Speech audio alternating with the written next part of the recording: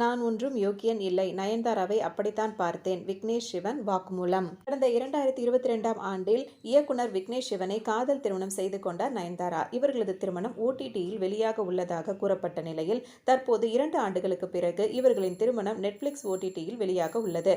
வரும் 18ஆம் தேதி Nayanthara beyond the fairy tale என்ற பெயரில் அவரது ஸ்டோரி வெளியாக உள்ளதாக அறிவிக்கப்பட்டுள்ளது. இந்த நிலையில் தற்போது இந்த ஆவணப்படத்தின் ப்ரோமோவை நெட்ஃபிளிக்ஸ் வெளியிட்டது. அதில் நடிகை நயன்தாரா விக்னேஷ் சிவனை தான் முதலில் பார்த்தது குறித்து பேசியுள்ளார். பாண்டிச்சேரியில் சாலையில் நானும் ரவுடிதான் படத்தின் ஷூட்டிங் நடந்த நிலையில் தன்னுடைய போர்ஷன் வருவதற்காக தான் காத்திருந்ததாகவும், அப்போதுதான் விக்னேஷ் சிவனை தான் வித்தியாசமாக பார்க்க நேர்ந்ததாகவும் அவர் கூறியுள்ளார். அப்போது அவர் மிகவும் கியூட்டாக தெரிந்ததாகவும், இயக்குனர் அவர் காட்சிகளை விலக்கியதும் தன்னை மிகவும் கவர்ந்ததாகவும் நயன்தாரா குறிப்பிட்டுள்ளார். இது குறித்து விக்னேஷ் சிவன் கூறுகையில், தான் ஒன்றும் உத்தமன் இல்லை என்றும், எந்த பெண்ணையும் அவரது அழகு குறித்து யோசிப்பேன். ஆனால் நயன்தாரா அப்படிப்பட்ட கோணத்தில் நான் பார்க்கவில்லை என்று விக்னேஷ் சிவன் கூறியுள்ளார். அதுவே அவர்களின் திருமணத்திற்கு காரணமாக